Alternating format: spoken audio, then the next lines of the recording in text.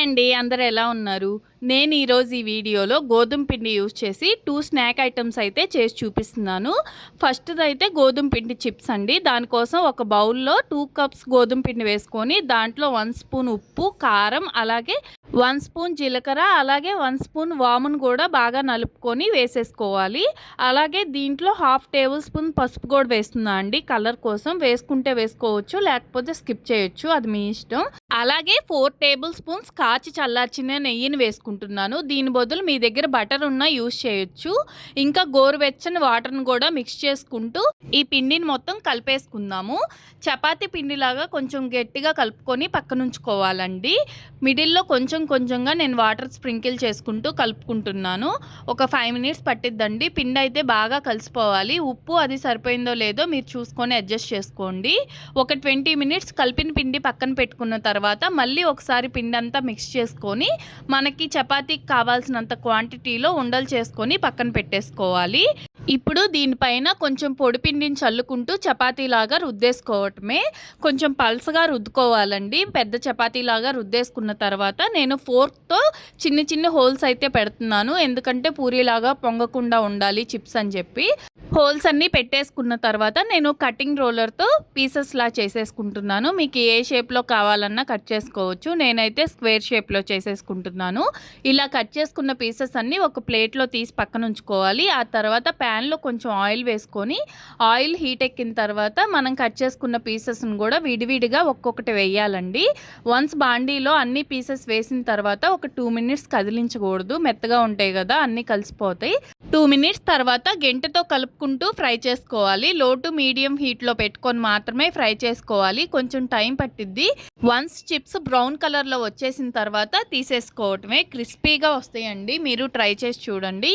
ఇంకా నేను ఒక పక్క చేసుకుంటూనే ఇంకో పక్క చపాతీ రుద్దుకొని మళ్ళీ పీసెస్ లాగా కట్ చేసుకొని ఫ్రై చేసుకుంటున్నాను. చాలా సింపుల్గా చేసుకోవచ్చండి. ఒక 10 మినిట్స్ కన్నా ఎక్కువ టైం పట్టదు. మనం డైలీ ఇంట్లో చపాతీస్ చేసుకుంటాం కదా, అదే ప్రాసెస్. ఎప్పుడూ రెగ్యులర్గా కాకుండా ఎప్పుడైనా ఇలాంటివి కూడా ట్రై చేసి చూడండి. క్రిస్పీగా వస్తాయండి చిప్స్ కూడా. నేను ఈరోజు దీంతో పాటు బిస్కెట్స్ కూడా చేస్తున్నాను.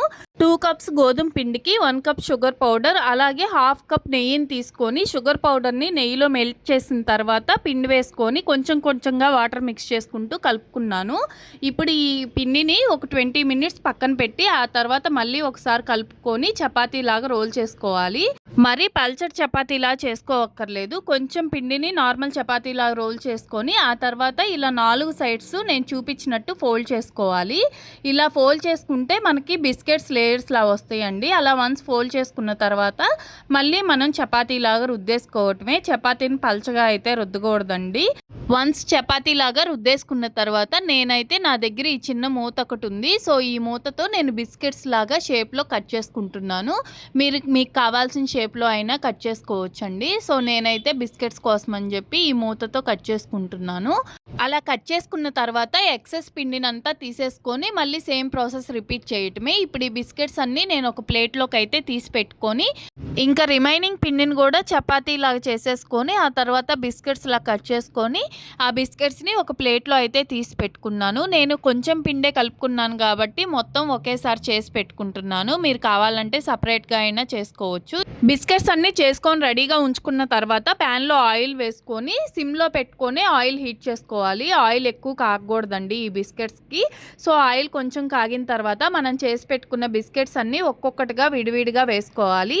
బిస్కెట్స్ ప్యాన్లో వేసినాక ఒక 5 మినిట్స్ కదిలించకూడదు. మనం వేసిన బిస్కెట్స్లో 1 or 2 అలా పైకి తేలుతాయి కదా, అప్పుడు మాత్రమే గెంట పెట్టి ఒకసారి మొత్తం కదిలించుకోవాలి. అలా గెంటతో కలబెట్టుకుంటూ ఒక 10 మినిట్స్ ఫ్రై చేసుకోవాలండి. ఈ బిస్కెట్స్ ఫ్రై చేయడానికైతే కొంచెం ఎక్కువ టైమే పడుతుంది.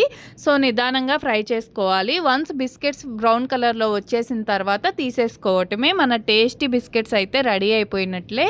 ఒక్కసారి వీటిని ట్రై చేసి చూడండి. బిస్కెట్స్ అయితే చాలా టేస్టీగా ఉన్నాయి. మా వారికి అయితే చాలా బాగా నచ్చేసినాయండి. చేసుకునే ప్రాసెస్ కూడా చాలా సింపుల్. మీరే చూసారు కదా, 1 అవర్లోనే నేను 2 ఐటమ్స్ మొత్తం చేసి పక్కన పెట్టేశాను. సో మీకు నచ్చితే మీరు కూడా ట్రై చేయండి. అలాగే నా వీడియోస్ని సబ్స్క్రైబ్ చేయండి. అప్పుడు నేను పెట్టే ప్రతి వీడియో మీరు మిస్ అవ్వకుండా చూడొచ్చు.